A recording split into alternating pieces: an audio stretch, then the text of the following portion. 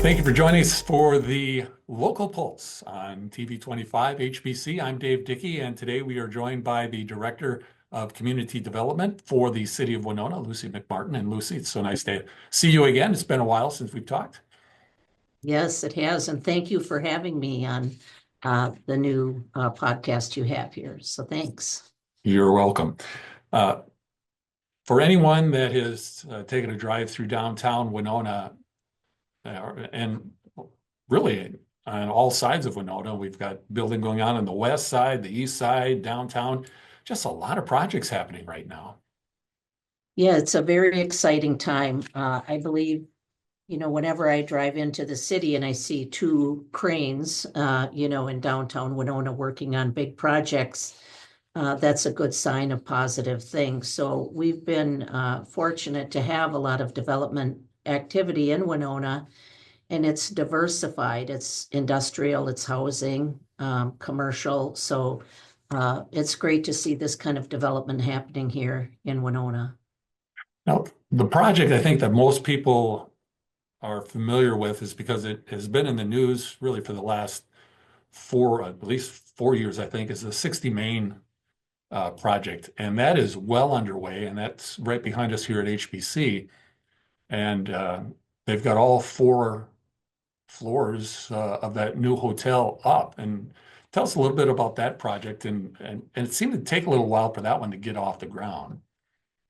It certainly did take quite a few years. That particular lot behind the movie theater, known as 60 Main, that was in our 2007 comprehensive plan, noted as a block that could be redeveloped or, was poised for redevelopment. And it happened to be owned by the Port Authority, a small piece by the city. So as the Port Authority wanted to emphasize more investment in downtown Winona, they kicked something off called Opportunity Winona.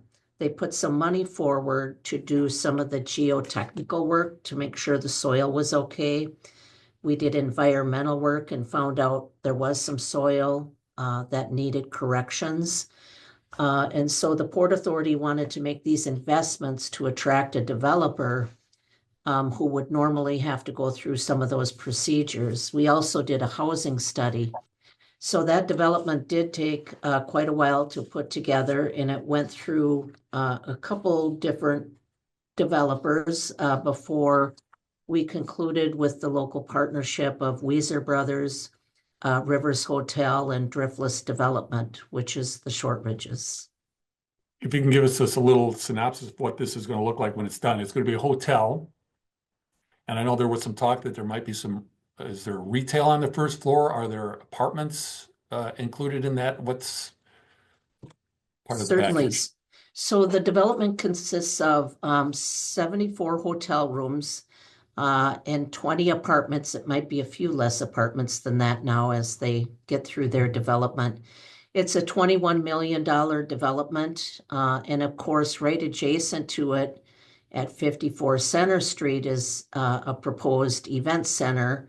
And that's in the former Jefferson's restaurant site and the Two Fathoms Brewery.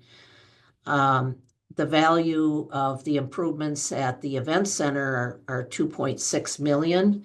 So when you're starting to talk 25 to 30 million of investment in this downtown property. So we're excited about that. The local team has been great to work with, and it's been a priority of the Port Authority to really focus on this redevelopment project and downtown Winona. It's going to be nice to see that come to fruition after, as you mentioned, so many years of planning and trying to get something going. So I think they're scheduled to open in September of this year. So. Oh, wow.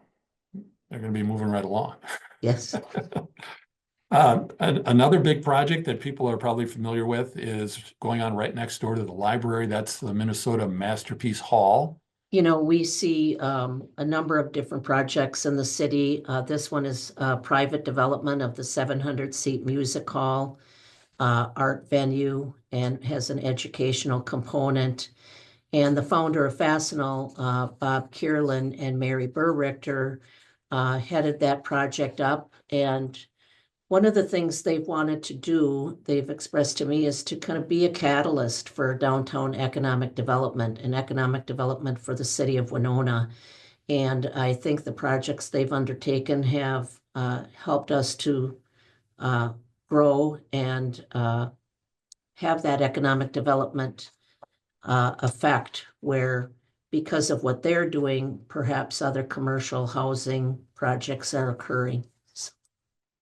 And talking about housing, and Mr. Kierland, he's also, from what I understand, has another apartment complex in the works, and that would be right across the street from Masterpiece Hall. That's correct. So that's a very recent project. There was a rezoning recently completed for that project, but that block was anticipated to be rezoned as we were doing our comprehensive planning over the years.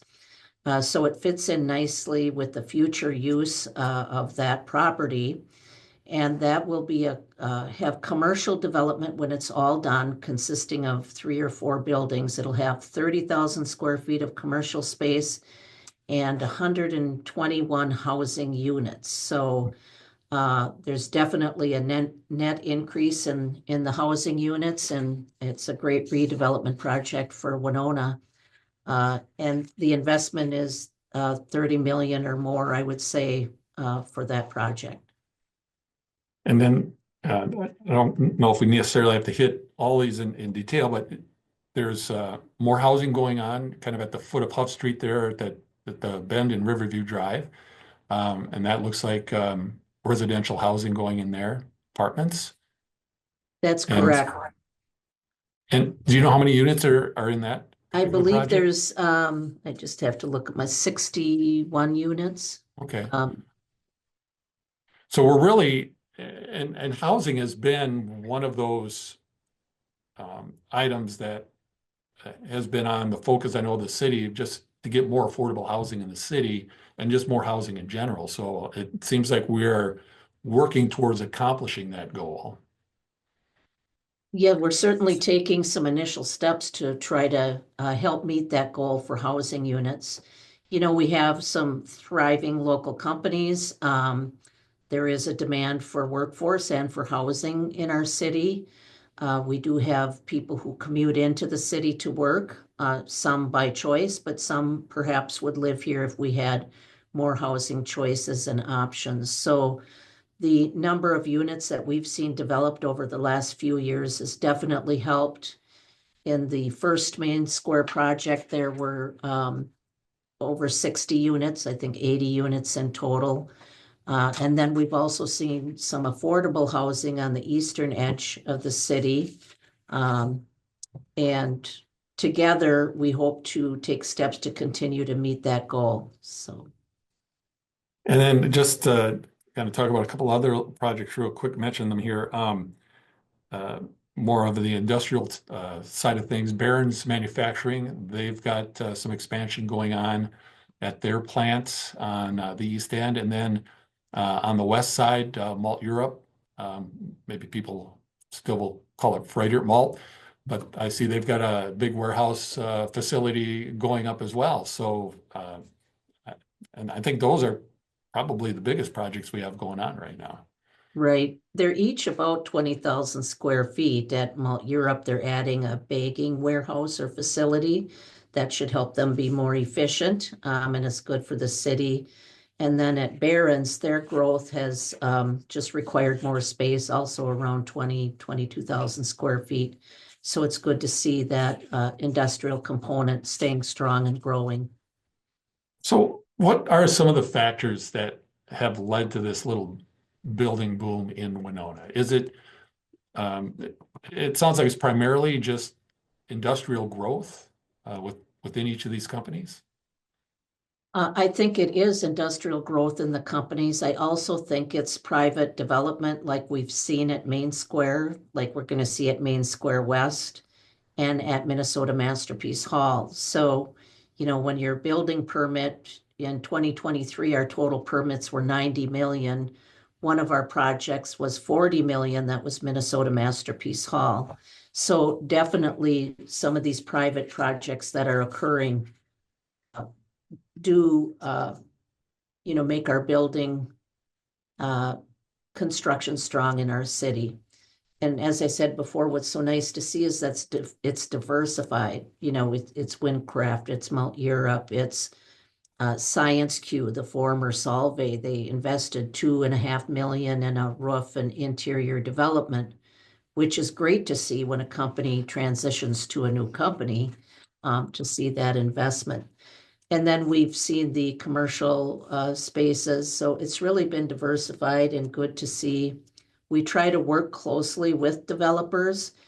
Of course, we have zoning rules and regulations and development standards, but we work with developers and have been getting great products from the investments that Winonans and others have made.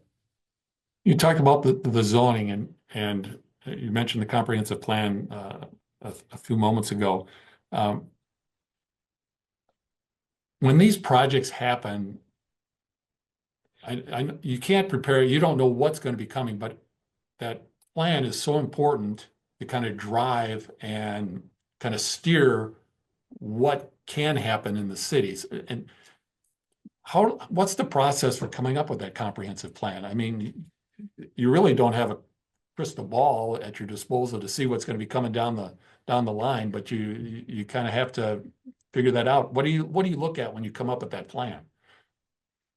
That's a great question. So all cities do have a comprehensive planning process. It is required to have one as a city. It basically acts as your blueprint for future development. The process starts with a lot of engagement, trying to get engagement of people. And I would say in our last comprehensive plan, we really wanted to hear from people who may not normally be part of a committee or a comprehensive plan effort. So a lot of outreach was done through Engage Winona, and we reached a number of different populations. There were thousands of individuals involved in creating the comprehensive plan. So that's how it starts. There's sections within the plan that address housing, riverfront development, transportation, land use. So there's a number of different components, and subcommittees come up with goals and objectives that are ultimately approved by a steering committee, which is very diverse, and then ultimately by our city council. And this is, these projects take years to kind of pull together, but they also forecast for, is it 15, 20 years? Yes, this should take us to 20, it should show us, guide us till 2045. Wow. That's a few years away. Yeah. One thing that's important to know is because the comprehensive is such a long period of time, sometimes there can be changes, obviously, that happen in that time period. So from time to time, we'll see an amendment to a comprehensive plan where something has really changed in an area and where we thought would be, let's say, housing might be more commercial in nature. So oftentimes we do have some amendments because things can change in that 15-year period.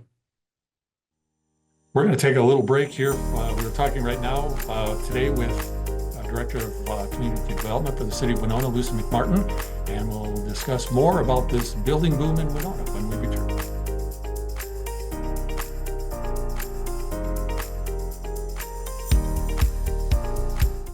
Oh, hey there. Didn't see ya. Jerry D from Mr. D on Amazon Prime. I'm out here with the GigaSpire Blast. Keeps my connectivity strong, so I have no interruptions, so I can watch and I can paint freely, no distractions and no interruptions.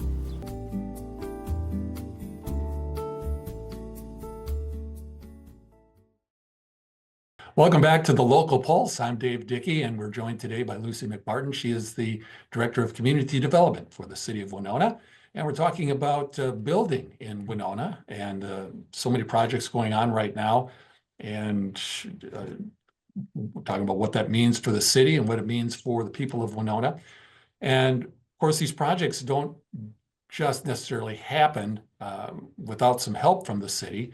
And I know there are a couple of things that can be done. The Port Authority, I know, has some programs and opportunities to help develop it. And there's, I guess, tax increment financing is one of those things. Can you tell us a little bit about that, Lucy, and how that works in a development situation?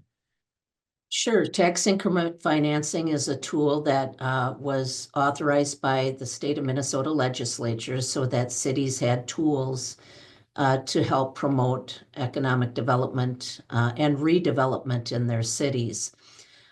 So the Port Authority has used tax increment in a number of different ways. For example, an economic development tax increment district is an 8-year time period. We were using that to help Windcraft during their expansion. Also, TIF was used to help Inova rebuild after their fire in 2022. So tax increment financing, the taxes continue on a parcel to be paid, and then the increment in value goes to help for eligible development costs and redevelopment costs. In the end, there's a higher tax base that is shared by all of the taxing entities like the school and county and city. So, And I think that's probably one of the more used incentives, isn't it, to help projects kind of get off the ground? that is used. I think that we use it quite conservatively in Winona Yeah. compared to other cities, but it is a very strong tool, especially for redevelopment. You know, in addition, the Port Authority has a loan fund, so we've certainly made a number of different loans. And we've used other programs through the Department of Employment and Economic Development. Just this year, the Winona Area Chamber of Commerce Foundation, they applied for a grant through DEED, and they worked with the city. We worked with them, and we brought in $1 million into the downtown area, and that leveraged about 17 million. So that was for 23 different, medium-sized projects, not necessarily the ones we're talking about previously, but those are really critical too to help small businesses grow and make improvements.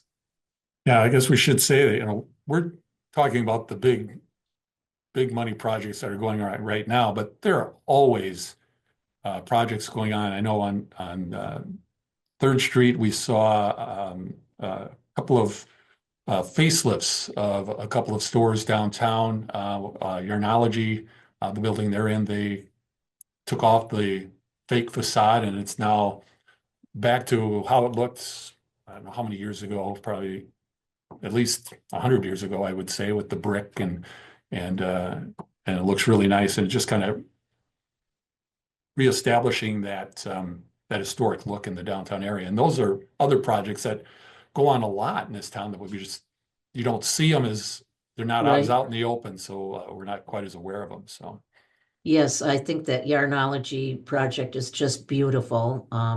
Great to see them take that on. I think of the Lafayette and Sippies are projects that utilized some of that downtown program financing. So that's great to see. So what is the impact on a community like Winona with projects like this? Are we going to see a growth in employment? Are we going to see, obviously there's probably going to be more revenue for these companies that are doing these expansions, but what's the big impact that you see happening with the city? Well, I think all of these projects, and I would also add, coupled with many of the other projects the city is undertaking. So the Masonic Theater, the Riverfront Trail, the Bluff Traverse, the ice climbing wall we heard about at council last night. I think it's a combination of efforts But we do need that construction component and redevelopment and rehabilitation. I think the more variety of housing units that we have, people will be more willing to move here. I think that when industries are looking for workers, many of the younger workers like to look at what amenities are in a city, which is why we're also investing in arts and culture and outdoor recreation. But this type of building really does impact a city. You have the initial construction jobs, you have the new jobs in the new commercial restaurant that's going in Main Square West that was discussed.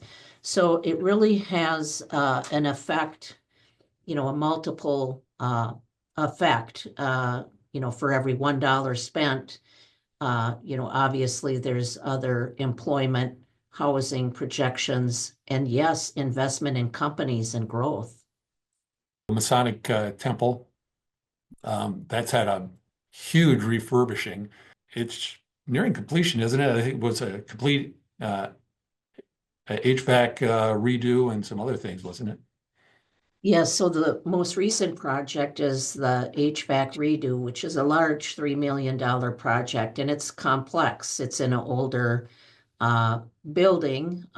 Definitely, this will help make the space within the Masonic year-round use, which it hasn't had before on the upper levels anyway. Also, the city contracted with Great River Shakespeare Festival. They'll be managing that space and on the second and third floors. It's anticipated to be complete in May of this year. And it's been a great project, and we look forward to the partnerships with the Great River Shakespeare Festival and all of the other uses. So, And then you also mentioned some of the recreational opportunities. The bike trail, that is a project that has been in the plan for a long time. We've got the Lake Park bike path. There's the bike path that extends kind of out behind Fleet Farm and comes around and back, kind of back by Peerless Chain and around. But then there's a big dead spot in it. And this is going to help kind of connect the dots, I believe, correct? right. It is a trail that's already used, but it's not really marked well. It's not paved. It's not, signed appropriately. So that's correct. The Riverfront Trail runs from the first part from Levy Park to Lions Park in Winona, and then the second phase goes from Lions Park to, eventually Highway 61. So the areas you mentioned behind Fleet Farm, behind Peerless Chain, in front of the levee. And so we are working on that. It was in the 2007 comprehensive plan, also in our most current comprehensive plan. So we do have some state funding in place, and we're continuing to work on that project. And we have nearly all of the easements, so we're looking forward to, we're starting the engineering on the first phase of that project. The Port Authority just hired a firm to do that work. So we're real excited about the next steps with the Riverfront Path. Yeah, so some great amenities and some great upcoming projects. So what's the future look like for building in Winona, Lucy? What's your crystal ball telling you? Are we going to continue to see this level of activity, or do you kind of see it maybe slowing down a little bit for a while? Or It really, there's peaks and valleys, I would say. We haven't had too many valleys lately, but we had just, if you look at our permit valuations in 2017 and 18 and 19, when we had Main Square and Fastenal, we were at about 90 million in value of permits. And we did that for a couple of years in the road. This last year in 2024, we're at 56 million, not quite as high. But last year we were near that 90 million. So it really ebbs and flows. And one project, like Fastenal can kind of put your building valuation right over the top. So I think it's important to see the big investments, but also those small investments that we talked about in entrepreneurship, businesses downtown, fixing up their buildings, opening new restaurants. That's really a key to help our community remain vibrant. And I think that the trajectory is, especially with Main Square West, that project is beginning, but it will have 3 or 4 different phases. So we know we'll have some continued development on that in downtown Winona. And I think it seems as though our industrial base is pretty solid. We're seeing a couple expansions, so we hope that continues. It's hard to always reveal what's in the crystal ball, but I think things are looking good. And I think that the Community Development Department and our planners and our inspectors and all of the people who work within our office have a positive working relationship with developers. And that really means a lot when you're working both with people within the Winona community and outside developers, that you're willing to work with them and help walk them through the process.